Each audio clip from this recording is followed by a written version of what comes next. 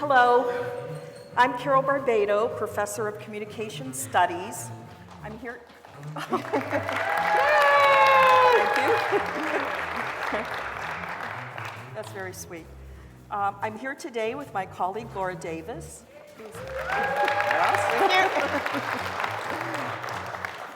Laura, as you know, is a professor of English and the director of the May 4th Visitor Center. Together, we coordinated the creation of the May 4th Visitor Center, which the university formally dedicates today. We welcome to the campus this afternoon those who experienced and were deeply touched by May 4th, and those of you who feel a strong bond to what happened here on our campus 43 years ago today. Thank you so much for being here. The May 4th Visitor Center is an expression of how we have written our history. The center remembers those who lost their lives on May 4th, Allison Krauss, Bill Schroeder, Sandra Scheuer, and Jeff Miller. It remembers the past in service to present and future generations so that through their actions they might preserve the values of our democratic society. As Poet Laureate Joseph Brodsky has said, the past won't fit into memory without something left over. It must have a future. The May 4th Visitor Center was created through a long and extensive consultative process. Over the past 6 years, we at Kent State worked with national experts, our Kent State colleagues, consultants, community leaders, and students, thousands in all, to develop the content for the exhibit. You'll see in the program many of those thousands who contributed to the project. If we could, we would like to thank each of them individually, but for time's sake, we cannot. But we would like to make a special thank you to the May 4th Task Force, who over the past 43 years have been essential in remembering the 4 who were dead and the 9 wounded.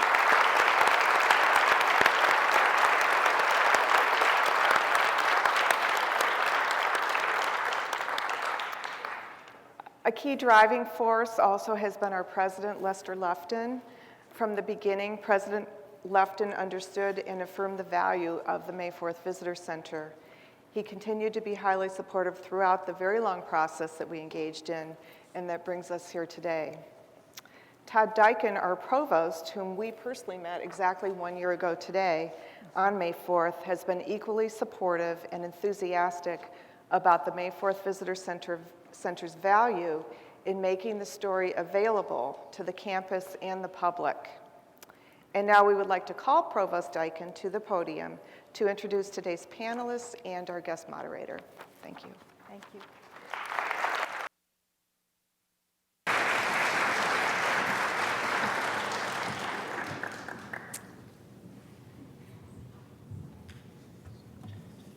Thank you, Dr. Davis. Thank you, Dr. Barbado. Good afternoon, everyone. I'm honored to join you. Right now, in early May, we are approaching the end of a wonderful and precious cycle in academia. In the life of a higher educational institution, we enroll students, teach and guide them, graduate them, and then watch them go and change the world. Yet, in 1970, this time-honored cycle was cut short for 4 students and made more difficult for those wounded. 1 week from today, we will graduate some 4,000 students from Kent State University. However, today it is appropriate that we think instead about the students who could never complete their academic journeys nor seize their opportunities to go forth in the world. As a historian, I think a lot about how people remember events. Indeed, my first book was in large part an oral history of a rebellion in southern Brazil. And what struck me when I interviewed survivors was how willing they were to tell their stories, how several seemed transported back in time as we talked.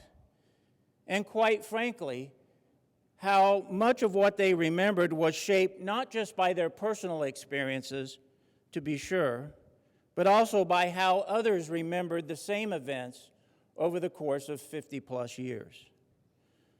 Perhaps some of these same forces are in play with the events of May 4th and how we remember and memorialize them today. Certainly, all of us want to make sense of what happened here. I struggle to do this, making me doubly appreciative of the work of many scholars and witnesses to do just this. In the end, I doubt we will ever make complete sense of May 4th. And in my mind, this means that panels such as this one are and will continue to be very important, not just for Kent State, but for the United States. I am so proud of Kent State University, and I am thankful that President Lefton listened to the voices of others and embraced the study and remembrance of the events of the era. And I want to acknowledge our 16 deans, each earmarked significant financial support to the center through their colleges and their campuses. After all, we are teachers. Ours is an institution of higher education. This is the work we were trained to do. Thank you for helping us make sense not only of past events, but also of our memories and interpretations of these events. Your presence is proof that the events of May 4th mattered then, and they matter today. They still shape who we are as an institution, how we see ourselves, and how others see us. Thankfully, because of people like Laura Davis, Carol Barbado, and our panel participants, today we are able to continue that search for meaning. I can't think of a better way to formally dedicate the May 4th Visitors Center than with an exchange among the thoughtful experts on our panel. It is my pleasure to introduce them, and I'll ask you to hold your applause until all are introduced. Our first panelist is Renee Romano. Dr. Romano is a scholar of 20th century U.S. history who teaches at Oberlin College. We relied on her knowledge of the civil rights movement and historical memory in creating the Visitors Center. Welcome. Darlene Clark Hine. Dr. Clark Hine, a graduate of Kent State University, is Board of Trustees Professor of African American Studies and Professor of History at Northwestern University. She is past president of the Organization of American Historians and the Southern Historical Association. Welcome. Thomas Grace. Dr. Grace is a faculty member at Erie Community College and a longtime consultant to the Visitors Center Project. He was one of the Kent State students wounded on May 4th, 1970. Sybil Jones. Ms. Jones is principal and studio director at Gallagher and Associates, the firm that designed the Visitors Center. Her expertise was invaluable throughout the design and fabrication process. Chris Appy. Dr. Appy is history professor at the University of Massachusetts, Amherst. He is an authority on the Vietnam War era and served as a consultant for the May 4th Visitors Center. Edward P. Morgan. Dr. Morgan is University Distinguished Professor of Political Science at Lehigh University. He shared his expertise on 1960s social movements at our 2009 Symposium on Democracy. The symposium helped lay the foundation for the Visitors Center. Our last panelist is Rebecca Klatch. Dr. Klatch is a professor of sociology at the University of California, San Diego. As a result of her expertise on 1960s culture, she also was a key consultant to the Visitor Center. Please join me in welcoming our panelists.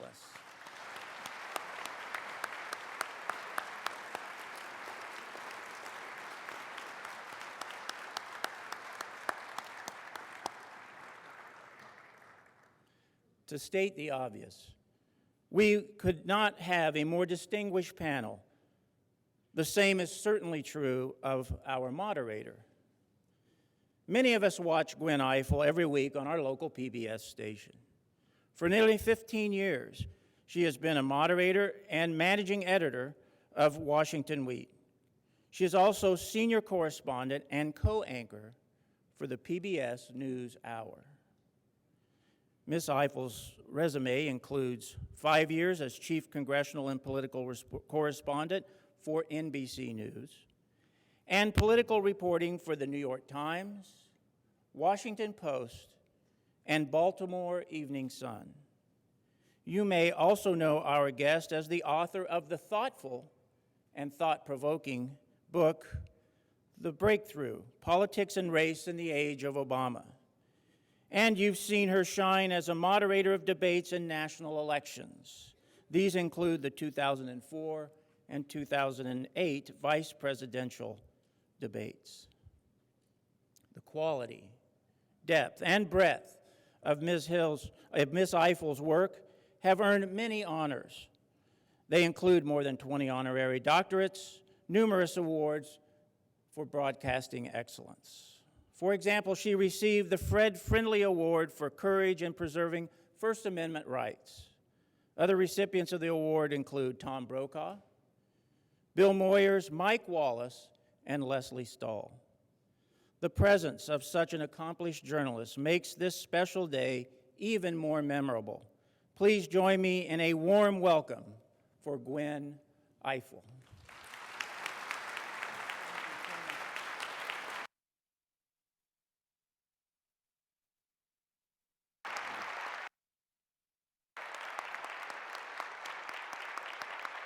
Thank you. Thank you. No, I would say go on, but we have a lot to talk about, and I'm very excited to be here with you today. This has been kind of an emotional and interesting day for me so far, and I get the feeling the interesting part's about to get ramped up. We have an amazing panel, and we plan to have a very interesting conversation. If it works out the way I have in mind, it'll be like you're eavesdropping on very cool people talking about really cool things. And that's what we strive for in my life on PBS, and it's what I'm striving for this afternoon. So I think it's going to be really quite exciting. I want to start by just talking a little bit about what we're here to talk about and what we're here to see. I just came from a tour of the Visitor Center, and I was struck by many things, which we'll go into, but one of them was a letter that was posted on the wall that had been written in 1966 from a young man who wrote these words: "A teenager from a small Ohio farm clutches his side in pain and feels his life ebbing away." He wrote this in 1966. He wasn't writing about Kent State, he was writing about Vietnam. And the author was Jeff Miller, one of the 4 who died that day. In some ways, he saw what his life was going to be, and he saw what was going to matter in the next several years of his life. And so it brings us to themes that we're going to be discussing this afternoon. The overarching theme to me is juxtaposition. I've seen it over and over again in thinking through and pondering what we're here to discuss and what we're here to have learned. There's the juxtaposition of the then and the now, what was happening in 1970 and what is happening now in our lives.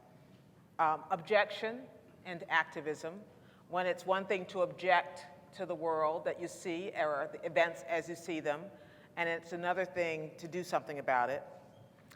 The juxtaposition of the civil rights movement and the anti-war movement, which was far more tied in to one another than we ever give it credit for as we look through our history books, which we'll explore here today. The juxtaposition of what young people are willing to do for themselves and for their country and for their world now compared to what they were willing to do and the risks they were willing to take then. And also the juxtaposition of numbers. 13 seconds, that's when those shots were fired. That's all it took to change the course of history, versus the 43 years which have passed between now and then, completely different than we thought. When I got my tour just now across the way, I was taken around by a student who was born in 1993. And I said to him, this must be interesting for you. Because for me, it's history, but it also, I was 15 years old when this happened, 14 years old when this happened. So I was aware of what was happening in the world around me. I was aware of the consequences of what happened at Kent State that day. And he was not even a thought. He wasn't even a conception. Yet, here at Kent State, the freshmen all have to go to that visitor center and learn about their history and understand the context. So what we have here is walking context at this table. And I don't want to waste any time, but get to some of it, because to me, it is almost the most important part of the conversation that we're all having inside of our heads these days, and times when we're worried about terrorism and random violence, and times when we're worried also about what history that we keep, what history that we make. I want to start out by asking, actually, Tom Grace, because it's so fresh in my mind, what happened on that day, May 4th, 1970. And I want first to hear his retelling of how it unfolded. Focusing just on May 4th. Yes. Okay. Unless you want to, there was a build-up to May 4th, obviously. I don't really think that the shootings can be understood unless they're given proper context. First of all, there's a prevailing myth about Kent State that there had been very little activism here, when in point in fact, the activism on the campus went all the way back to the late 50s. Is your microphone on? Yeah, okay. The activism at Kent State went back to the late 1950s. And as our moderator has just stated, there was considerable overlap between civil rights activism here, because Kent was a segregated town. The small African-American population was confined to a small section off South Water Street. African-Americans were not able to use the pool at Kent State University. They were not able to eat and drink in area restaurants. The first sit-in occurred here in 1960 to give African-Americans the right to drink with their fellow students in a bar now named the Loft, then known as the Corner Bar. So it had a long activist tradition, although not at the level certainly of some of the better-known schools. So it was operating in many respects under the radar. The anti-war movement here grew slowly but steadily from 1965 until the killings in 1970. That was little appreciated at the time by most of the media. I remember reading a story in the New York Times, and the reporter said that the most significant thing that had happened at Kent State prior to the shootings was a 1958 panty raid. And I was struck by how wrong some people were able to get it. So that's something that's very important for people to know. And also that the students here, while they were often portrayed quite understandably in light of what I just said, as being placid and apathetic and middle class, many of the students here came from industrial, their families certainly came from the industrial cities that surround Kent State. So we had students here that had been radicalized by direct experience. It was not uncommon for students here to have older brothers in Vietnam while they were students here on the campus. It was not uncommon for people to have neighbors and cousins and brothers that were killed in the war in Vietnam. So this war had a direct and immediate impact on the people who went to school here. And it caused many people, if I dare say, to have a deep and burning hatred of the war in Vietnam because of that. And when Cambodia was invaded by U.S. and South Vietnamese ground forces in 1970, it created a wave of revulsion here among students. I mean, I have interviewed many people about this experience, and you could hear people just screaming from their rooms. You could hear them in rooms away or sitting in dormitories, 50 or 60 people around a television. So the fact that there were protests that started here the next day and went on for 4 consecutive days was really no surprise to me at all. The shootings at Kent State are often seen as the end of innocence, and certainly for many people who did not have a history of activism, that had not been engaged in the anti-war movement, although by that point thousands of students on the campus had. It perhaps was the end of the innocence for them. But there were also many of us who came from a more activist tradition and involvement who knew that the government shot people down. A number of us knew what had happened to Fred Hampton in December of 1969 when he was murdered by the Chicago police. What struck us as being surprising was the fact that it occurred on a sunny afternoon with television stations here from Cleveland, dozens of photographers, and hundreds of witnesses. I myself was about 150, 160 feet away. I heard 1 or 2 cracks. I'm not sure if they were from a 45 or M1 fire. I started to run. I didn't get more than a step or 2, and the bullet entered my left heel and knocked me on the ground. That may have actually saved my life, because I was lying prone then, and the gunfire was going over my head. And if I had not been hit, I would have been continuing to run and exposing my entire torso. So that wound actually may have saved my life. And the people who were further away from me, I was still on the hilltop for those people who have visited the site. Actually, the further away you were from the National Guard, the more it was a killing field, because the people who were killed were all killed in the parking lot. And it was certainly a horrible day. I was taken to the ambulance, or taken to the hospital in an ambulance with Sandy Scheuer. She died right next to me in the ambulance. That's something I'll never forget.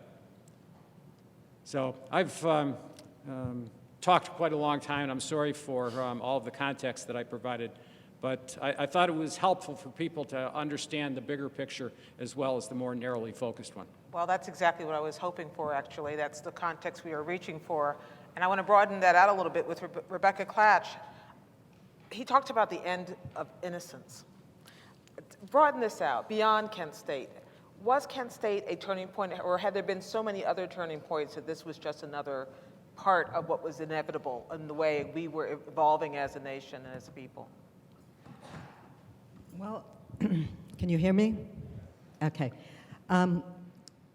I do think it was one in a series of events, as Ted was saying. However, because it occurred on a campus that wasn't identified as the most politically leftist, radical campus, and I also do believe because it was white students, there was a lot of attention, because there was a media disparity between the coverage of Kent State versus Jackson State. But I do think that there were some significant aspects. I think on the one hand, yes, some people do say it was the death sound of the movement. However, I think as the Visitor Center points out so well, I think one of the meanings of Kent State was, in fact, that a lot of people who were just bystanders or walking through campus, or even people who considered themselves straight or conservative, were protesting. They either were walking through campus or they protested only because they couldn't believe the National Guard was on their campus. So I think it does symbolize the excessive use of force, the fact that it was disillusioning for many students because also they perceived the university, which is after all supposed to be an institution of higher learning, and yet the university went along with bringing in the National Guard and with, they were not protecting students. And I think that was very disillusioning to many people. Another thing I want to throw in here, which is also based on the research I've done, which compared people on the left and Students for a Democratic Society with conservative activists who actually were they weren't well, some people may remember them because they did do counter-protests, but the generation in Young Americans for Freedom that became active in fighting against the left actually hold many positions of institutional power today. There are many people that you will be familiar with that were activated by the 60s, but from a very different perspective. However, it's complicated because within YAF, there was actually traditionalists and libertarians ended up fascinating. They ended up being absolutely horrified by the intrusion of the state, by the police brutality, by all the violence that was occurring, and they ended up joining with anti-war protests. Some YAF chapters actually ended up turning themselves into SDS chapters. So I think, on the one hand, that was an interesting development, but on the other hand, I hate to say this, but one of the outcomes, not just of Kent State, but of the developments of the late 60s, was a mobilization of conservative students who grew up, who took over positions of power, and they were highly responsible, like in terms of leadership, for the election of Reagan and the re-election of Reagan. And so it's ironic in a way because we tend to focus only on the left, but the violence and the contrast in worldviews, even among people, for example, citizens in Kent, who reportedly most of the people in Kent believed the National Guard was right. Some of them were quoted as saying, you know, they should have shot all the students. So I think it's important to also see that some of these events also mobilized the right, and they've been very successful, as all of us know, with creating a backlash against many of the achievements of the 60s. Ted Morgan? Yeah, I'd just like to add that very important context that we haven't really discussed is the war in Vietnam, which was escalating from back in the 50s on, actually. As anti-war protests mobilized in 1965 with the beginning of the bombing of North Vietnam, there were large rallies that started in Washington, D.C. and spread around the country and so forth. But over the years, people who were in the anti-war movement came to see the war in sort of the opposite way that it was being advertised or sold by American politicians, even doves who were critical of the war. They argued that it was a war of defense, of defending freedom, of defending something called South Vietnam against aggression by North Vietnam. And the anti-war movement had come to see, through a variety of things, including some images that came through the media, that it was a war to them that looked like the United States was in fact the aggressor, that was attacking South Vietnam, in fact was arguably destroying the country of South Vietnam, which it itself had helped to create. And what happened in the anti-war movement was growing frustration as their argument was essentially shut out of the discourse. It was not in the mass media except for their little slogans or things which might show up in pictures. And as the war escalated, anger escalated, frustration escalated, and the first militancy started to show up in '67 with a march on the Pentagon, with actions in Berkeley and actions in Wisconsin's campus.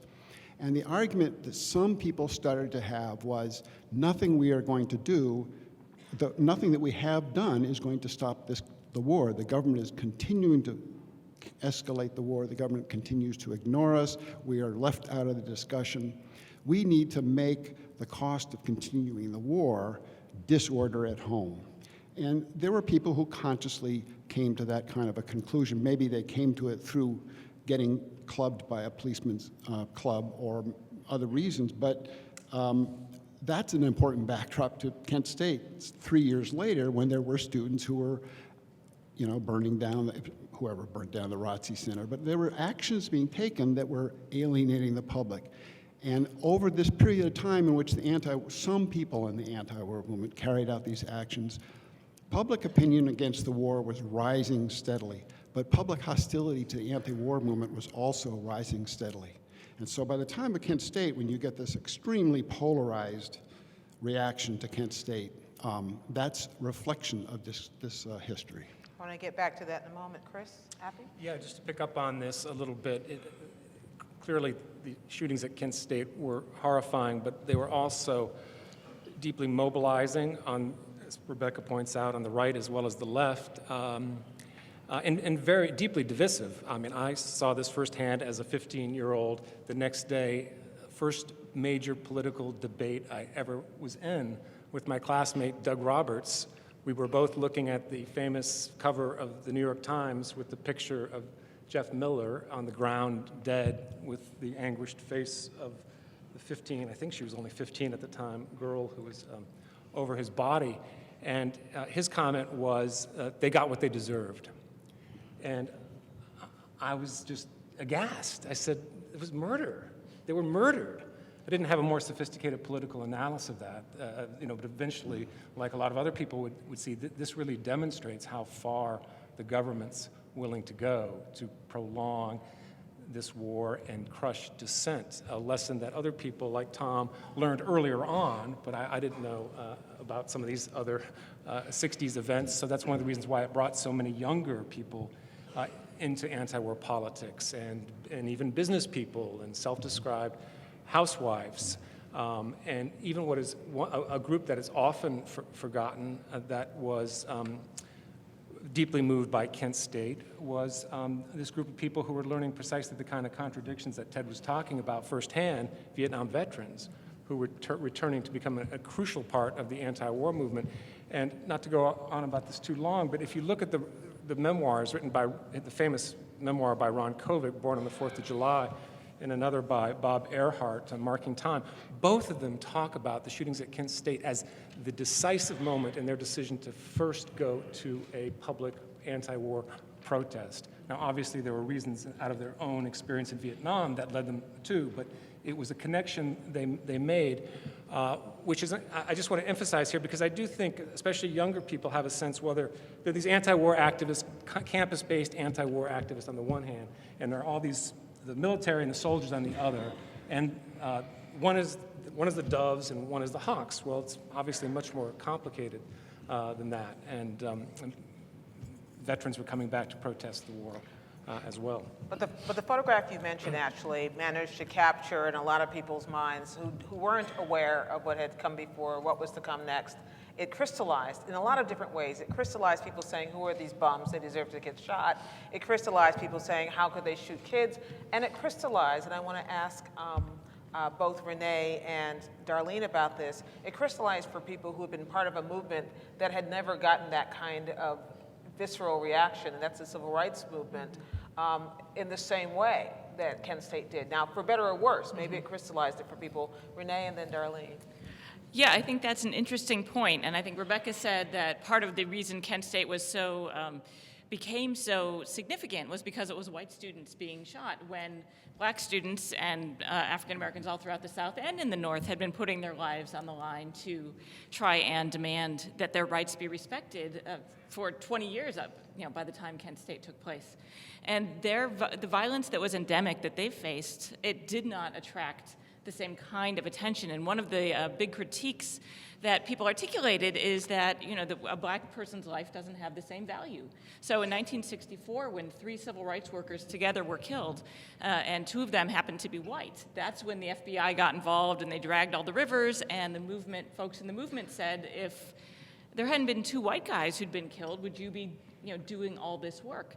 And I think one of the things I just want to bring into the context of thinking about why 1970 there is such a visceral response to this kind of activism is if you think about the broader context of the times, people had been fighting against state governments, against city governments, against, to some extent, the federal government for now 2 decades, right? Or certainly 15 years through the civil rights movement. People had been witnessing this on their television screens, particularly starting in the 1961, 62, 63. You're getting events that are getting a lot of attention on television. And by 65, you sort of, at least in the civil rights sense, had a sense, well, we've got these new laws, things should be calming down. And after that is when you begin to get riots in northern cities, you get the long, hot summers of 67 and 68. And so a lot of the law and order discourse you hear coming out around Kent State is also, it's racially motivated too. The sense of the whole world seems to be falling apart. We pass these laws, folks still aren't satisfied, what do they want, what's wrong with these people? And I think part of what you get in Kent State is the reflection of how anxious many in authority had become about their inability to silence dissent, to keep control, and the loss of respect that they were being shown by people who were protesting them, and the fact that they just didn't seem to have authority anymore except when they were using force to achieve it, which is not real authority if you need to use force to be to show your power and control.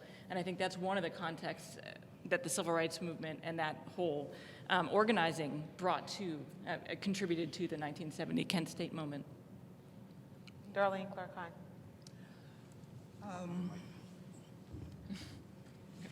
I actually came to Kent State from Chicago to study race and to study about racism, to study about social movement and social protest from one of the world-renowned historians who was on the faculty here, a man by the name of August Meyer, and his colleague Elliot Rudwick had written some of the most important studies about protest movements and Black thought in America. So I left Chicago having witnessed the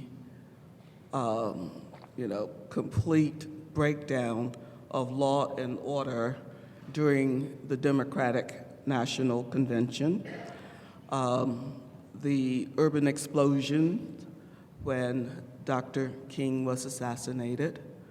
I came to Kent thinking that I was entering a space that was a hotbed of rest, and that all I had to do was to study these movements. I was driven by the idea that perhaps racism, which made no sense to me at all because initially I had been a biology major as an undergraduate student, was incomprehensible. What difference does the color of your skin make when the skin is simply a biological organ, right? It protects you from microbes. And the only bad skin is broken skin. So color and racism was something that I thought, well, I'll switch my major from science to history, because perhaps history would hold the answers. And when I came here to study with August Meyer, I was quite aware of the anti-war protest movement, but I was shocked and I lost innocence when I stood in front of Bowman Hall and saw those guards with those armed rifles and guns go after the students like that. This was not race, was it? But it was, in a more profound sense, the intersection of race and gender and class. And I could not make sense of what was happening because this was supposed to be sacred space as well. So after that, I began to study, and I studied about Orangeburg, the Orangeburg Massacre, massacre of 3 Black students by state police in college, Orangeburg, South Carolina, February 8th, 1968. And before that, there was a shooting and killing at Texas Southern in 1967. And then, of course, after Kent State, there was Jackson State. And what I and many of my fellow students realized was that the state would go to utter and extreme violence to protect the powers that be and to deny the free exercise of dissent. and that the color of your skin did not matter. That there was something about power that was missing from our understanding of the extent to which the state would silence dissent and preserve and maximize its authority over citizens. So I did lose a lot of innocence. But the one thing that I want to emphasize right now was that dissent and protest did not end after May 4th, 1970. If you look at the African American community, you'll find that after 1970, there was a shift, there was a transition. After the assassination of Fred Hampton and the COINTELPRO oppression of the Black Panther Party, Black communities began to mobilize and to practice a kind of collectivist politics. So the idea then, how do we maximize the power that we've gained through the Voting Rights Act of 1965? How do we communicate across racial lines, begin to form coalitions, rainbow coalitions, or all kinds of coalitions, if you will, so that working class people, people of other ethnicities, people of different sexual orientations, all kinds of people who feel aggrieved, who feel oppressed, can use the political process to elect new kinds of public officials, to challenge power, and to challenge the face of politics. And I would dare say that it was Kent State which helped to trigger that major transition, and 43 years later, we have a Black president of the United States of America. Does that mean that all of our issues have been resolved? No, hell no. But it does mean that those who died at Kent State, Jackson State, Orangeburg, should not feel that we didn't care, we haven't been paying attention, and we haven't been moving this country forward. They did not die in vain. And as long as we remember, and as long as we celebrate their sacrifice and acknowledge what our country did to them, then we'll be on the road towards achieving greater social justice, economic equality, and ending the scourge of racism. 500 years of racism is enough. Thank you.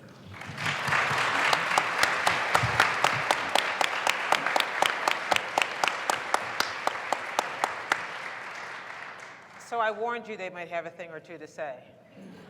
Now, Sybil, I don't want to put you on the spot, but we've now talked about, I don't know, sexism, racism, the rise of the right and the left, the fact that our country turned on us, and small issues. So, as you sat down and thought to yourself, I want to find a way to tell this story for the ages, to tell this story in a way that speaks to people who are so profoundly cut off from what happened here in 1970. How do you even begin to form that narrative in a way that is as effective as I felt the May 4th memorial is? Where do you begin? It's funny because this is the smallest museum I've done in my career of 20-something years, and it was definitely one of the most... Sorry. Can you hear me better now? This is the smallest museum that I've worked on in my career of 20-something years. I will definitely tell anyone who asks me it was one of the most challenging and one of the most complex. And I almost feel a reason that I'm sitting here next to Gwen, because she said before we came out that, you know, she's a listener. And so the beginning of this process for me personally was just to listen to all of the stories. I will say I've worked on projects in Normandy, civil rights, human rights, Gettysburg, and I was really shocked at the tensions and the pent-up need to resolve the issues still around Kent State. I thought I was just going to do a visitor center. I didn't know what I was getting into. And so, you know, it really was a challenge, because this is not a museum. It's not a memorial. I was told that by the president. This is not a memorial. We have a memorial.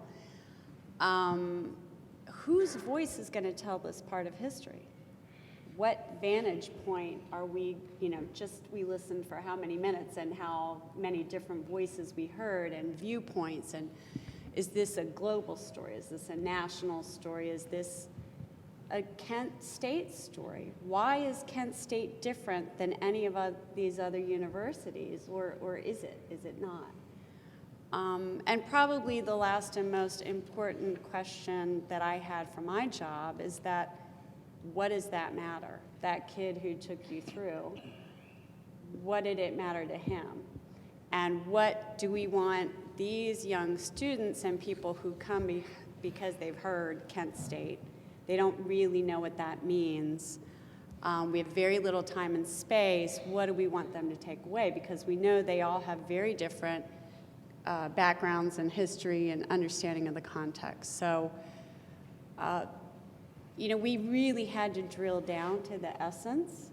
And for us, it became exactly what you said. We were juxtaposing. And if you go to the visitor center, you'll see in the beginning, it's a bit chaotic. And what we wanted to express is that America wasn't one thing. And hopefully, if we did our job, we didn't have one voice where you walked away from the visitor center and said, I agree with that voice, or I don't agree, but that we were trying to create a dialogue.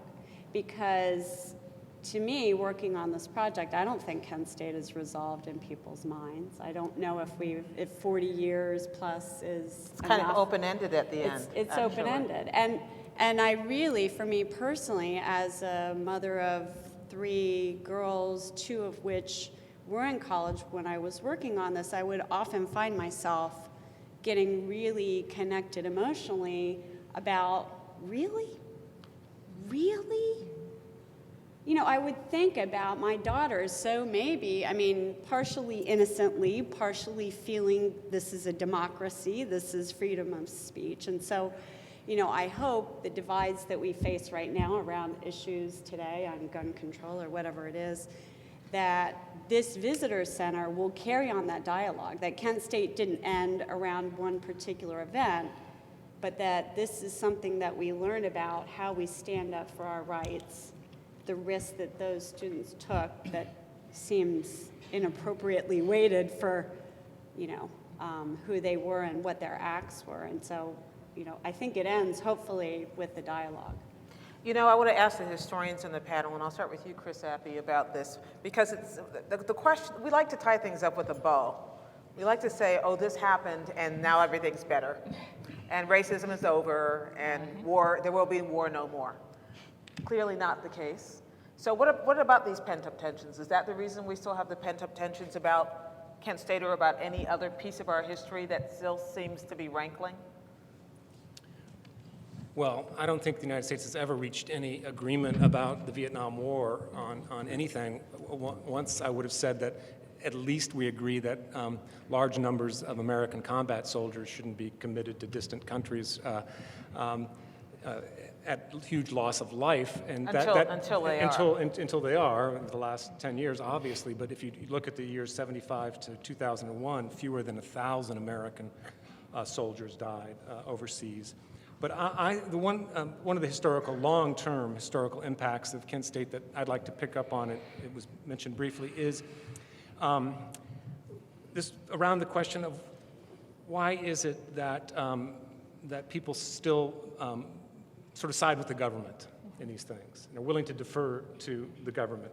And while I do think Kent State does produce the legacy of dissent, it also produced the Richard Nixon lesson.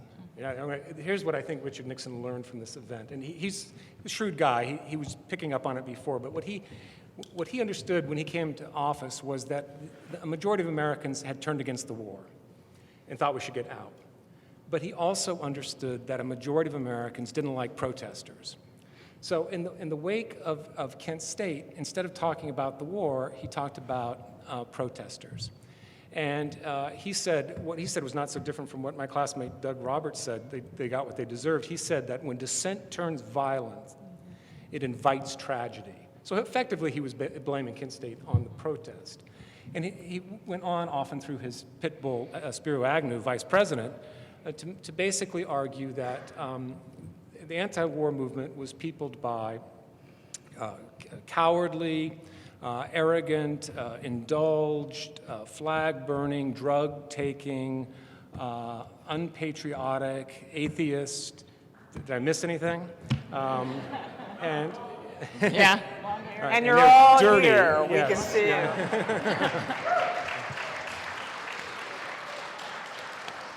And so the long-term lesson of this is still with us. It is to suggest that I think the lesson that every administration since then, including the present one, unfortunately, has learned is that you can prosecute and prolong unpopular wars, so long as you convince a lot of people that those who protest against it are unpatriotic and harmful to the troops. This whole idea of we have to be in support of the troops really is a legacy of Vietnam. Let me pick up on something interesting you said a moment ago about that Nixon's lesson was that if dissent turns violent, it leads to tragedy. Mm-hmm. Martin Luther King said the same thing, didn't he?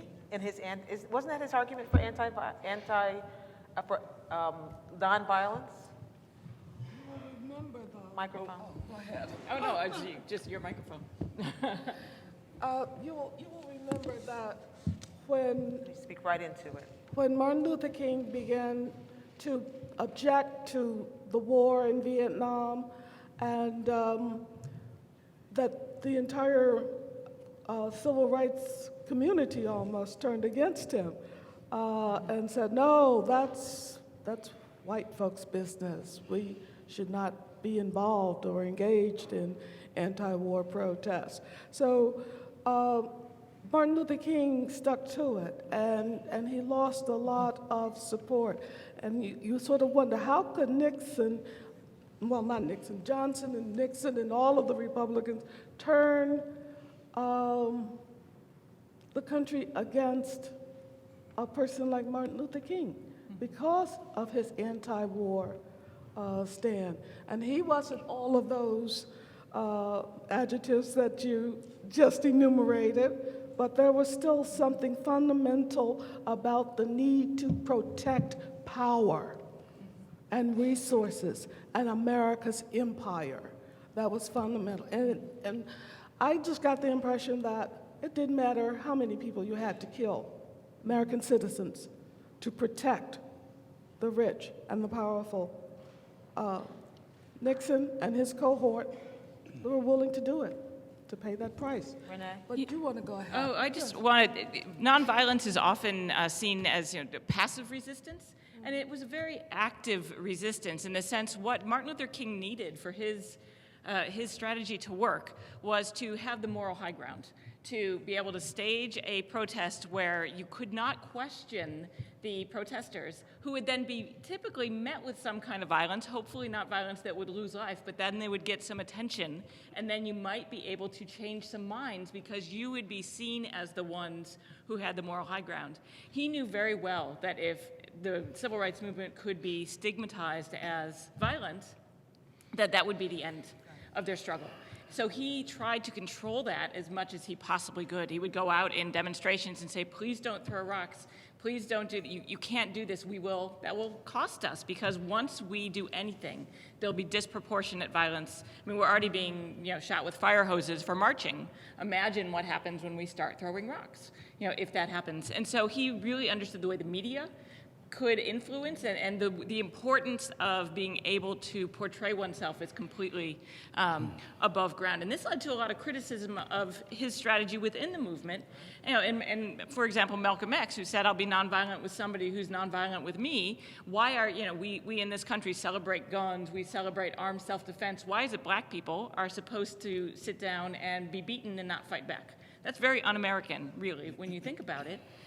But he knew in terms of how you, trying to get the levers of change within the democratic system, that this very active strategy of nonviolence was one tool that a marginalized group who didn't have other tools at hand could use. They could use their bodies to try and seek change. Rebecca. I just wanted to add to this discussion that,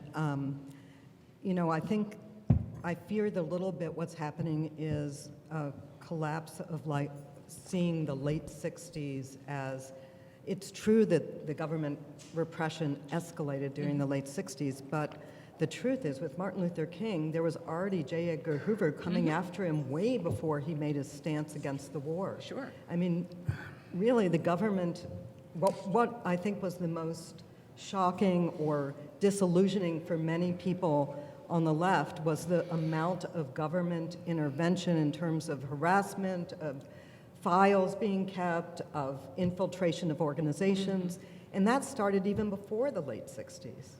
Sure. Ted? Martin Luther King said the United States is the greatest purveyor of violence in the world, for which he was condemned in the mass media because he steps outside the boundaries of legitimate discourse. Arguably, we're still the greatest purveyor of violence in the world. So one of the tasks, I think,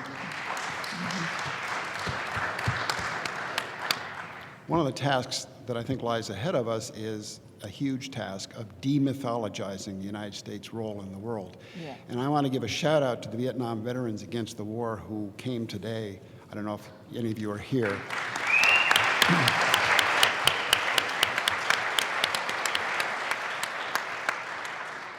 But they, like the Iraq War veterans against the war and the Afghanistan veterans against the war, are doing just that and have done just that. They lend credibility to this demythologizing effort. So thank you to them.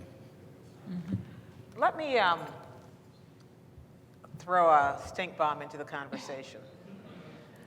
Because it's one thing for everybody to hold hands up here and agree that America is the most violent nation in the world, and nonviolence was not appropriately appreciated, and basically that the United States is on a path to ruin. But I don't think outside of this auditorium that is a generally held point of view. And my day job means I'm always thinking, yeah, but this, yeah, but that. So in the world we're in right now, Tom, in the environment in which we live, which is not the 60s, and which so many students probably on this campus don't get what all the shouting is about, how does an activist who believes in a set of true beliefs function? How do you function? Well, I don't know if I can really be dispensing advice to the millennial generation. We have a speaker today, David Burstein, who's written a wonderful book on the millennial generation called Fast Future. But what he seems to recommend, I've read the book and I've benefited from reading it, to take on projects in which a person can bite off a small piece and make a difference. And clearly, they're not going to be doing it, and they haven't done it so far, this generation, in the same way as it was done before. But that doesn't mean that young people today can't make a difference and are not making a difference. I happen to be one of the older folks, now I'm 63, that doesn't like to scold today's generation, because I think they're going to do fine. And they're not going to do it the same way. At least all evidence to date would seem to suggest that. But I don't think that they're apathetic. I don't think that they don't care about the world that they're inheriting. And I think they are going to make an appreciable difference in terms of making this a better world to live in. I think so too, but I think a lot of them believe they should be able to own guns. I think a lot of them think wars are justified. And so how do you, I'm going to go to you on this, Sybil. How do you tell that story? The remarkable thing about the Visitor Center is it doesn't come down on one side. It tells the story, and in fact, it doesn't preach. At least it didn't strike me that way. Yeah, one of the things that was a very important goal of ours was almost just the facts, ma'am. There's so much emotion embedded already, and I think when you go through the Visitor Center, you emotionally connect to whatever it is that resonates with you. But I think, we learned a lot in doing the film pieces and the work around trying to lay it out as unbiased as we could. And I think that part of our getting through how we deal with each other, I just had a heated discussion 2 nights ago prior to my daughter's graduation over gun control with friends and family, and it made me realize this is really complicated. And sometimes maybe like what we try to do at the Visitor Center is if you can kind of go through the facts, and look at history as unbiased as you can and say, were the end results, what was wrong about this process? For me, I will tell you personally, if I put all the emotion aside and I look at just what physically occurred here, I think it's so unjust. I can't really have there's no, to me personally, a rational reason that happened. But I think young people have a lot of information at their hands. They have a lot of access to social media. And I think more and more we're finding in museums that we work with, the more that we can be unbiased, the better they absorb the content and the context. So I don't know that I answered it. But No, that's really interesting, actually. Can I just jump in here? Because I just want to, in my mind, the May 4th Visitor Center is a form of activism itself. The fact that there's a walking tour here is a form of activism. It's a kind of memory work where you are saying we are going to create a site to make engagement with the past possible, to ensure that future generations can't just forget this history. They're going to have to walk past it every day. They don't necessarily have to walk into the Visitor Center, but many of them will, but they'll certainly have to walk past the markers. They're writing history on the landscape and saying this is vital. 100 years from now, we want this to be known as vital. And the Just the Facts approach, I think, is a form of activism too, because one of the reasons Kent State has been so contested and remains contested is because there hasn't even been agreement on the facts, right? There's been, all right?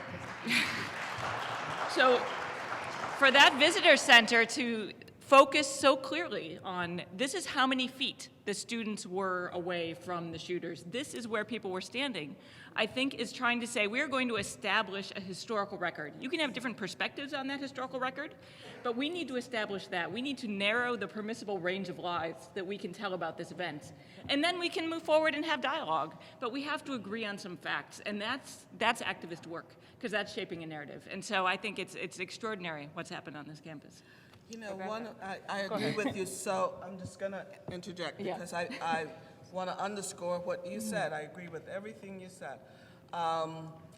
After I witnessed Kent State on May 4th, I didn't talk about it for many, many years. And even talking about it now is very difficult for me. But what I did do was decide to study all those things that I came to Kent to study in the first place, to perfect my skills as a historian, and to try and present narratives about the past that would encourage students to interact with those narratives, to question them. It's not that we all can force-feed revealed truth. We want intellectual engagement on students. And as media savvy as they are, they still need human beings in the classroom talking to them, engaging them, challenging them. You know? Absolutely. That's why I'm a teacher. Rebecca? I wanted to agree with I can't remember who said it, but the sentiment that students today are not just apathetic, because I am very close to a lot of students. I work closely with students and really try and draw them out. And on the one hand, I don't want to portray it as they're the same, they're really active and it's the same as it was. But I think it's a mistake to view it in that way, because for one thing, as a sociologist, there's structural reasons why people were protesting in the 60s. It's not as if everybody was better people, more morally motivated or anything like that. There were structural reasons that explain why people at that particular moment and not other moments were mobilizing. But today, it's really interesting. Although I wouldn't say most of my campus is activist in any way, there are a lot of other things that are taking place, and I have a lot of students that are interested in social justice. But now, today, in contrast to much of what was happening in the 60s, a lot of them are, I teach a class on globalization and gender, and a lot of them are really motivated to try and deal with global issues, whether it's environmental issues, whether it's women's issues. There are a lot of ways in which students today are really conscious, and certainly the poll data shows that they're more supportive of gay rights. Well, I come from California, where there's a high percent of, it's very heterogeneous racially, and it's the state with the most mixed race population, and they're very aware of race. In fact, many of the people in California, the students, actually have had much more integrated friendship circles in high school and in college than I think was true during the 60s. So I think it's a mistake to get into this role that is easy to fall into of, well, we were the ones that made change, and what's wrong with these people today? Because I don't really see it that way, and I think that's a destructive way to look at it. It's not going to engage them to have that attitude. Ted, you've written a lot about the mass media culture, and I would like your weigh in on that as well. I would like to say that I think the media culture is largely responsible for that, because the media story of the 60s is it was generational. It was about young people who grew up post-World War II, were rebellious, were raised permissively and so forth, and that's why that happened, rather than looking at, say, race and war and poverty and so forth, which motivated people to act. And so the media have played off of that, both commercially and exploitation, films like Big Chill, you name it. But also, obviously, politicians have bashed generations, at least that generation, for all kinds of psychological disorders and so forth. But the media now play off this sort of generational difference theme as if that's sort of maybe going to explain things. And I think the real answer lies in our world and how much different our world is, and there's so many ways that it's different. And I think the media, in some ways, make it possible to protest and create awareness in the public. I mean, Occupy did that clearly. It created awareness, greater awareness of inequality and injustice, corporate domination in our society. But the media only will go so far in terms of protest. And what I think I've gotten very interested in doing in more recent years, I teach a class on organizing for democracy, and democracy is really about conversation. The media basically polarizes us and has polarized us, and we need to start having conversations with each other, not just my fellow lefties or progressives or whomever, but the people who I live with and work with and in my neighborhoods who have very different orientations, because otherwise we've been sold a bill of goods that's keeping us apart and powerless. You know, I'm going to take off my moderator's hat and put on my media hat for a moment, because this happens to be one of those issues that I think a lot about, which is the fact that we live in these silos now where we don't cross and talk to each other, whereas it's possible to get up in the morning, turn on the television, and find someone who agrees with you, and go to bed at night and have only read magazines, articles, stories that agree with you, and there you are. We have this, but yet, this is true, yet we have this idea that back in the good old days, that somehow we were able to get straight ahead information, that Walter Cronkite told it to us, and it was true. And that's not my understanding of the way things unfolded, either around Kent State or anything else that happened in the 60s. That a lot of stories remained untold, that a lot of stories weren't told terribly well, and inaccuracies became part of our historical narrative. So, we all are nodding, we agree with that. How do we stop that from happening again, given the environment we're in? And I'll start with you, Tom. I have the really easy one. I just handed to you. Well, I think it's a problem in today's society where corporations have so much control over the media, and particularly.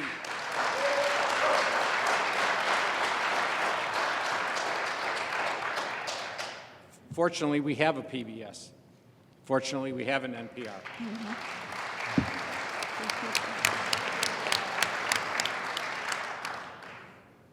But all of the major networks are controlled by corporations.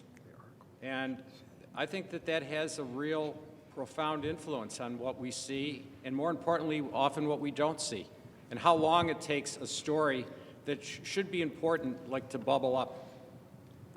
To get people's attention.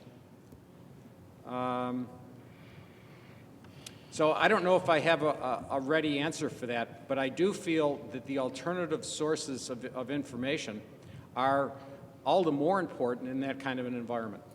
Can I ask the media experts here? I look at my children, and I don't think they ever watch mainstream, corporate-controlled media. They get their news from Jon Stewart. I guess that's corporate-controlled, sort of. But, the kind of Jon Stewart, Stephen Colbert, and Twitter and Facebook. And the web, I think, can serve as a democratizing force, potentially, opening up lots of space for dialogue. Twitter has obviously played a role in what's been going on in the Middle East, for example.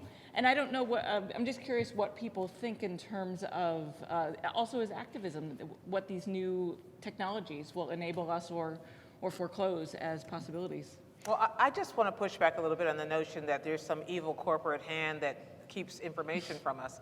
Because, I worked for the evil corporate hands as well as for PBS, and I frankly had more resources to go and tell more stories than I have from viewers like you. God bless you all.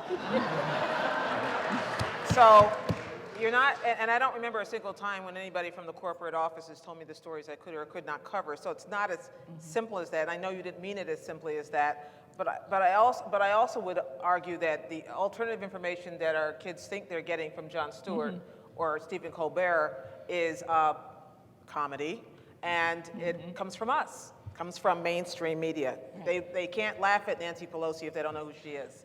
So there's got to be someplace else to go for that information.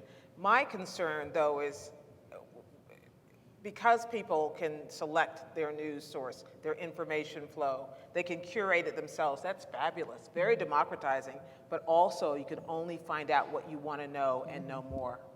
And that, to me, is a bigger problem. And an issue like this that we're talking about today, I'm not sure there could be that kind of commonality, that uprising that occurred in the 60s and so many different broad issues that we have now because people are so focused on their phones. Can I say a couple things on this? Well, I think the corporate media, the mass media, are commons. That's sort of, they define the ground that sort of supposedly represents us all. And then the social media, the internet, and so forth are free spaces where we can find all kinds of information that's not in the mass media and encounter arguments that are very different from those we hear in the mass media. So, and that is very important for two reasons, I think. One is that it does allow information to get much more easily into people's hands that contradicts the sort of general argument in the mass media, which is very important. It also allows people to take videos. For instance, the two women who were pepper sprayed in New York, that was a participant's video that went viral and then got picked up by the mass media. And so the social media do provide these kinds of opportunities for organizers and for the people. And they also help people organize, come to this rally, or the tweets, Twitter, are ways in which people can kind of find out where to go when a protest is going on. So there's all sorts of benefits to that. The danger is exactly as you say, that it also creates the sort of, or reinforces this balkanized world that, I talk to and go to sites that I like to read and I trust and talk to people there, and somebody else goes to their sites that they trust and we're not talking to each other. So it seems to me that's the kind of dilemma that we face, is that the commons has to broaden to include all of these perspectives somehow. We have to work on corporate media, decorporatize the media, so that they are democratize the media, so that they actually do include all kinds of arguments that aren't normally in the mass media. You know, I have ideas for ways that might happen, but we're so far from that that it's kind of mind-boggling. Rebecca. Well, I think one thing to keep in mind, it's a very complex issue about media coverage and a movement, because as Todd Gitlin exposed in his excellent book on the 60s, it's The Whole World is Watching. There was a whole dynamic, and I think the dynamic's still here today, that the media does look towards stories, news stories. So what happened during the 60s is that violence attracted the media. Conflict. And so soon movements had people that were advocating. It's not that easy. I'm kind of making everything simplistic. It kind of is that easy, actually. Conflict is what gets attention. Yeah. And so, then it's complicated because then the movement starts responding to that. And also, I mean, I'm thinking also today how that translates. And I got really caught up in all the coverage about the Boston. I happened to be in Boston the night I left the day before the bombings, and there was so much coverage of that, and it's the same type of thing, very sensational, but it is captivating. I understand why people are drawn to it, but in a way, is that really helpful to democracy? Because, you know, I think we're all aware that when you give that kind of attention, it also might motivate other people who want to get their issues out to commit violence. Well, let's talk about democracy. But okay, go ahead. I want to talk about democracy. I'll get back to that. Go ahead. All right. But I have to go back a few paragraphs, folks. Social media and access to thousands of bits and pieces of information doesn't necessarily make you intelligent. That I hate to say it like that. How are we teaching the young to embrace critical thinking skills? Do you get that from social media? Do you get it that in order for information to mean something, to motivate, to inspire, to make you informed, a better person, it has to have a context. It has to have a frame. You have to have an ideological or theoretical kind of understanding of how things work and how things change. If you don't know what is and what was, how can you develop a coherent idea of how to change things so that they are better for more people other than yourself? How do you teach connectiveness in a very physical kind of way? Connection that goes beyond the Facebook or the Twitter. You know, how do I feel you? How do I really know you? How do we teach that so that our students and the next generation can see that social media is only one instrument in their arsenal of becoming human, but there are all these other things that are equally as important. Knowing your stories, but also relating them to me and to other human beings on the planet. Well, I actually want to ask the people on the panel, I'll start with you, Chris, who deal with students in classrooms on a regular basis. What is the answer to that? Well, I'll try.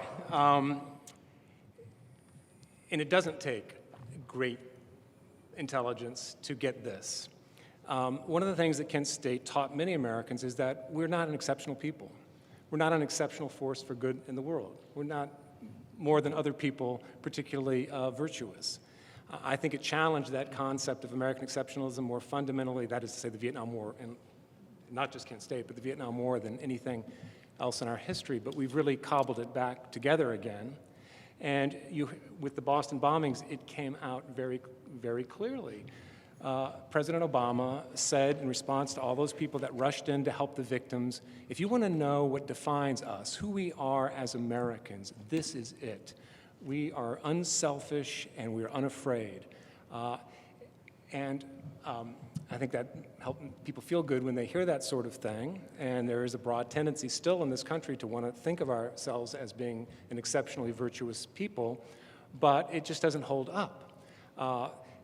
Obama and others in his administration use the exact same phrase, but reverse it when something goes bad, when we are engaged in bad behavior.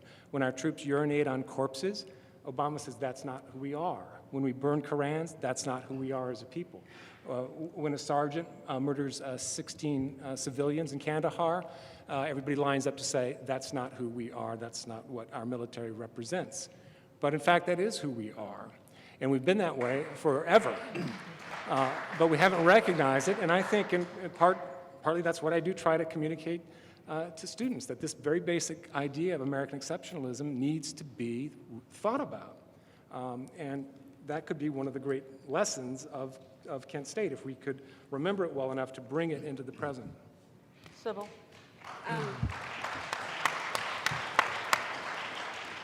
I'm going to bring the cycle of media conversation back to why we're here. And a lot of my job, I have discussions with my clients about what is the value and the authenticity of having the real object, the real artifact. Could this be somewhere else? Does it physically have to be right there where the shooting was? I mean, I would argue yes, and I think some of the things... Was that a question at any point in the process? That it would be any place else? Not for this, but it comes up for other historical, events. And I think that one of the things that can happen here that we've been having discussions about, and I had the moment when I was touring and I was in the theater, and I've seen that film a million times, and I'm looking at everyone there. And I'm imagining, the older people, are they local residents? How did they feel? Were there people in that group, that small, intimate group, that were in Vietnam? And I think that's what can't be replicated in social media discourse. And in a way, it's a very human thing that happened in Kent State. I mean, if you just look at the part that gets me in the film is when the head of the school is saying, please, God, please break up. And you realize, to those students, they may have looked at him as, the enemy, but just the fact that, how did the guardsmen feel? I think it's that shared experience of they were all Americans, they were all in the same physical place at the same moment, and that happened, and that must have been horrific. But I think, part of this is what importance a place like Kent State has. And in a way, the fact that it's such an ordinary community from the outside, I mean, it just seems like it could be anywhere in America, does shake us up more because it wasn't the South that we knew was really in turmoil. And so I think it's still moving to me because it proves to us that not that long ago, we could behave in those ways, which I don't know that anybody who got up that morning could foresee that, that any of that could really happen at this part of the country. I think we can all agree that Kent State and what happened here on May 4th, 1970, and in the days leading up to it, and even the wounds that were opened in the days afterward, was a trigger. It was a national, probably a global trigger. And it's a trigger for what I alluded to that we're going to talk about next and kind of wind up our thinking with, which is this idea of our definition of democracy. Everybody believes in democracy. Show of hands, whoever doesn't, right? We have questions about whether we impose it on other people, our idea about what democracy is, but we don't even agree among ourselves necessarily about what you do about that, or how you learn about it, or how you apply it, or what it means. I could fill this table with academics who believe democracy means that those long hairs got everything they deserved, or who believe that democracy means less dissent, not more. So what have we learned, or did we learn anything from Kent State that has been applied in events which are now historic in the years that have passed since, that we can say, Kent State brought us to this point.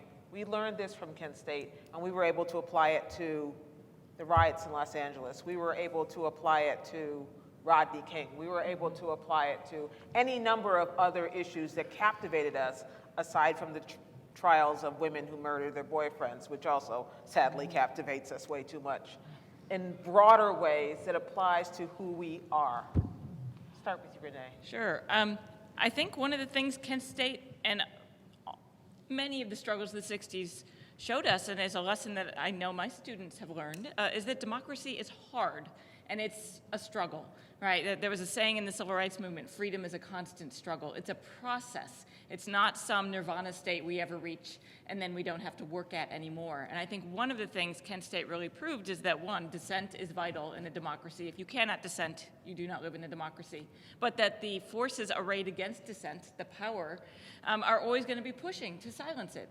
And so if you want to live in a country where you can criticize your government, where you can say, I fundamentally disagree, you need to learn how to stand up for your rights to do that. You need to learn how to listen to others so you can have a conversation that could move things What if they're further. not listening to you? What if they're not listening to you? Well, that's hopefully where education comes in. But then you need to find ways to shift the conversation. I think much of social protest is about seeking to change the frame, change the discussion, change the tenor about the Vietnam War. How do we think about the war, about black rights? How do we think about segregation? The struggle is about how do we frame our challenges. You know, I think politics is played out on the terrain of the past. How we understand our history, how we understand how we got here, affect our political orientation, our political perspectives, how we see our future. So Kent State, I think, shows to me how vital that struggle is. It is worth standing up. You know, the fact that those students took that risk, they didn't maybe think they were taking such a risk in practicing the right to assemble. But the fact that they did that really shows, I think, that there are some things that if you value a community that can learn, listen, and be free with each other, there are some things you have to stand up and fight for. And if you don't stand up and fight, you will lose those rights because someone else wants to take them, because it's a lot easier to govern if people are not talking back. Rebecca Clapp, I'm going to just bounce back and forth. Rebecca Clapp, you on democracy. Well, another saying and the title of a book is, I can't remember if she said democracy or freedom is a, endless conversation. And I like what you said, but I was thinking about how during the late 60s and early 70s, things happened so fast. There were so many events. That's the kind of thing that I think students don't understand because they didn't live through it. But ideally, yes, it's wonderful to have conversations and debate things, but when you feel like the world is falling apart and things are unraveling and people are getting killed and none of the actions are doing anything to stop it, I mean, people don't have time to process everything when there's so many events endlessly happening. So I agree with you that that is the ideal of democracy, but sometimes we have to fall short of that because we have to react. There's not the time to process everything. And it felt like that to me in the 60s and early 70s. Darlene Clark-Hine, is democracy the same for everybody, or does everybody have different definitions? Well, The easy questions. Gwen, where did you come from? We need to go back to college. Well, first of all, I want to say unequivocally, democracy, the whole idea of democracy, to me, is the most exciting concept in the entire world, I just love to embrace the notion that we are all created equal, and that in a democracy, ideal democracy, there is no hierarchy of human worth, that we all have the same rights, and that we should share these rights, and that we are a democracy obligated only to listen to those who may disagree with you, not to kill them, but to reason with them and to share in creating this ideal society. I mean, where everybody is judged by who they are and how much they can share, and that they are creatures of a divine being, whatever. But you do not have the right to lord over me or to force your will on mine. There is no hierarchy there. I mean, isn't that a really great thing to celebrate and to found your country on? The question is, if this is such a great idea, why has it taken us hundreds of years of struggle to try and make this thing work? That's the question. The answer to it, democracy is always a work in progress. You never give up. You keep espousing, you keep teaching, you keep conversing, but you don't use violence to kill each other because you disagree.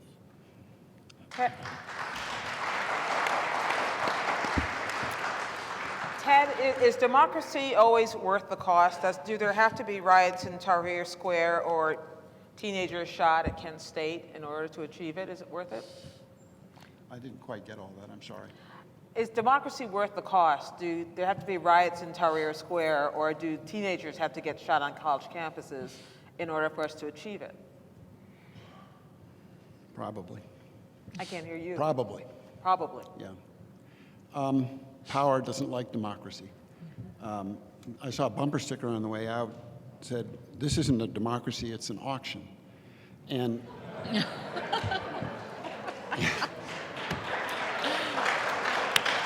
in a formal sense, it is a democracy, and we should be glad for that. And we should be glad we have our First Amendment rights, and we do have elections in which we're not spied on, and et cetera, et cetera. That is very important.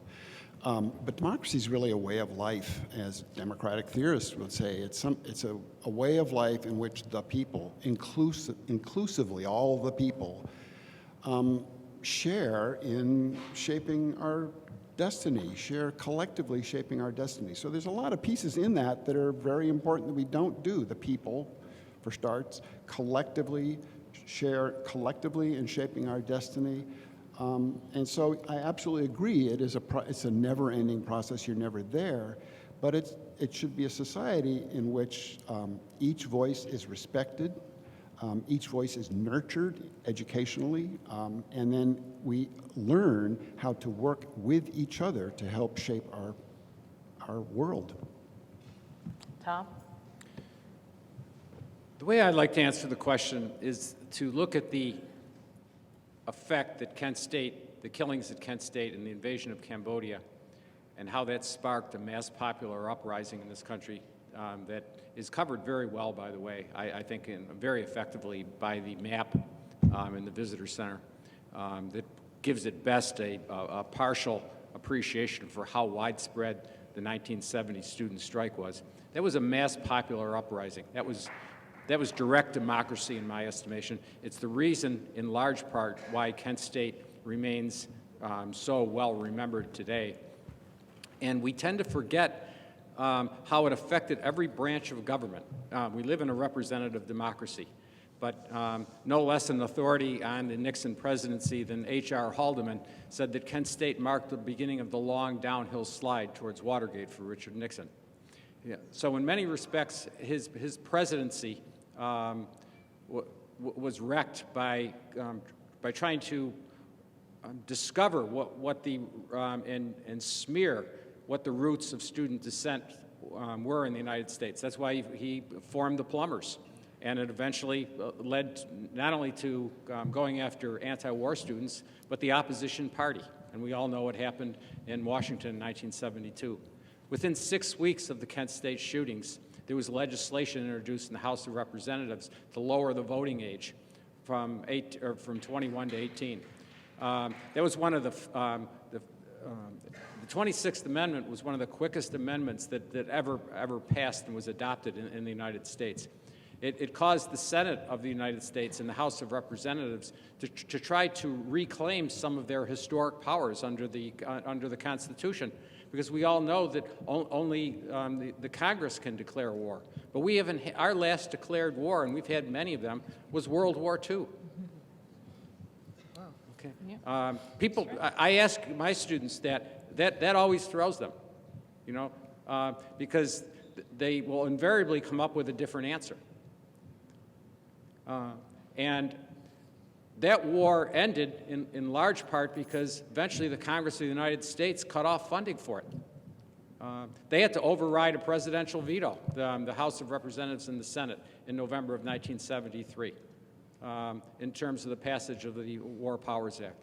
And finally, the suit that the parents of Sandy Scheuer versus Rhodes, that they filed, we were not even able to press that civil suit because of the protection that was given to various levels of government authority under the 11th Amendment. But the Supreme Court, fortunately, examined that, and they said, no, the 11th Commandment should not quelch the rights of ordinary citizens to try to bring some measure of redress against their government. And that suit was allowed to go forward. That's the only reason we had a civil suit. That's the only reason why we were able to have a settlement, modest though it was, in 1979. They gave us some level of compensation and helped my friend Dean Kaler, who I believe is here today, get a settlement that enabled him to have some resources to help provide for himself throughout his life. So Kent State had a huge impact on all branches of the government. And even today, when I meet people who are either a year or two older than me, or a year younger, or a year or two younger, who went to college at the same time, they can tell me what was going on their campus in 1970. They remember it, and they remember it because they experienced how they reacted to Kent State. And the fact that people have continued to come back here, I was in preparation for this panel, I did an approximate count of how many people have attended commemorations here now in 43 years. And it's probably somewhere between 60 and 65,000. In my estimation, that group, the fact that people come back here every single year, that created the constituency that made the May 4th Visitor Center possible. So every one of you that have come back here once, or if you've come back here 10 or a dozen times, you helped make that visitor center possible. Chris. It's a great statement, Tom. I would really just like to echo that by saying as much as I love democracy, I would settle for a representative democracy, a republic. You know, we do have some very good people in Congress. My own Senator Elizabeth Warren is showing a lot of promise in just the opening months. But it's very difficult to have great people in Congress when they have to immediately worry about raising money for the next election, just for starters. And it's difficult to move toward a more democratic foreign policy when, as Tom points out, despite the good initiatives of the 70s to try to curb executive authority, it hasn't really been followed up. It's been a blank check. It's not right that the president is allowed to sit down on Tuesdays and check off a list of targets to be assassinated without any congressional oversight accountable to a public. So that's my pitch. We just really need to move toward a republic again. You get the final words on this topic. I think I'm going to take it from the perspective of just our average visitors that we get in cultural institutions, museums, and libraries. And I think it's From the perspective of the young people that are growing up in America, I think our museums and libraries and teachers and cultural institutions are key. I think a lot of people, young people, grow up and they don't think about it's a democracy and it's precious and I have to fight for it. You know, we're very privileged. We're a very large country. I'm doing a project in Israel. It really changes your perspective when you see a very small country surrounded by a lot of warring countries. And I think... What's the project? It's on the Jewish peoplehood, so 4,000 years of Jewish Wow. peoplehood. But you learn a lot when you go outside of our country. We're very large. We have a lot of different opinions and views, and I think that's wonderful. But I also think that we're all sitting up here. We have education, we have access. There's still a lot of kids that grow up with their parents' opinions or the opinions of the small town or the area that they grow up in. And I think access and education is always going to be key to democracy, because if they don't realize how important it is, I hope that it isn't a war or a killing that takes it. It's, you know, starting these early dialogues with kids so that they understand that it wasn't always like this, that people on other parts of the world are facing this every day. And so I think if I look from my perspective, that's our goal, is always to raise children who are vigilant, who appreciate what they have and can always be working for the betterment for others. So I think that Sybil has managed to actually completely come full circle for us. Thank you for that. Because if you've taken anything else away from this conversation today, you've heard very engaged, smart people thinking aloud about how to remain engaged. And there's any place that's turned out to be the trigger point, the inflection point for that, it's right here at Kent State. If you're here this afternoon, it's because you care and you know about that. It's what we do next that counts. And the children that we bring to these memorials and these observances, and the way that we tell our story and encourage them to be engaged as well, whether it's globally or locally or in their countries, their towns, in their college campuses. They don't have to do what those students did that day on this campus, but they can do something. And to the extent that we can undertake as citizens in this country to take advantage of the democracies and the freedoms that we have, to speak up, to stand up, to speak out, and to remember, we will have done and taken away a great deal from here today. Thank you so much to our panel, and thank you so much for joining us.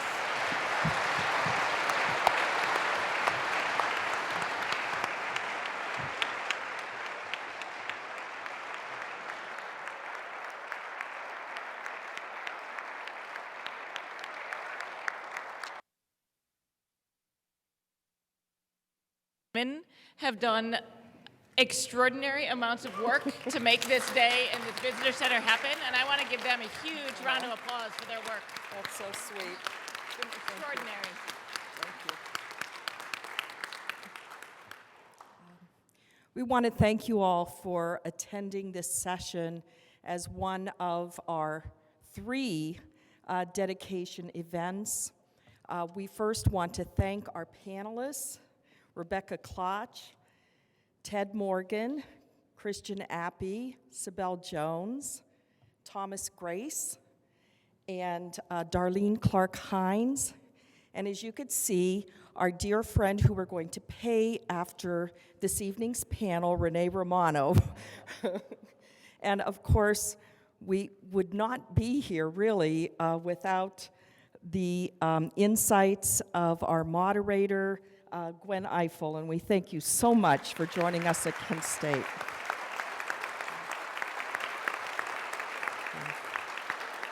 Thank you. Just a few housekeeping things. We are going to ask you all to exit now and remind you that we have one more event today and another one tomorrow. At 7:30 this evening, we are honored to have Oliver Stone, the film director, producer, writer, who will be joining us in conversation with our journalism professor, Gary Hansen. And that will begin at 7:30. The doors will open at 6:30, okay? And tomorrow morning at 11 o'clock, we're going to have Sybil's colleagues that will be joining us from Gallagher and Associates. We're going to have the film producer. We're going to have our two outstanding folks from Gallagher who worked on us with the design, Carl Rhodes and Shane Albritton, and Mike Boudet, who I forgot to tell you was the film director. So we do invite you to come. It's in this place, so you don't have to even remember how to get here. Hopefully parking will be better because it's a Sunday. Okay. And we do, again, thank you all for attending.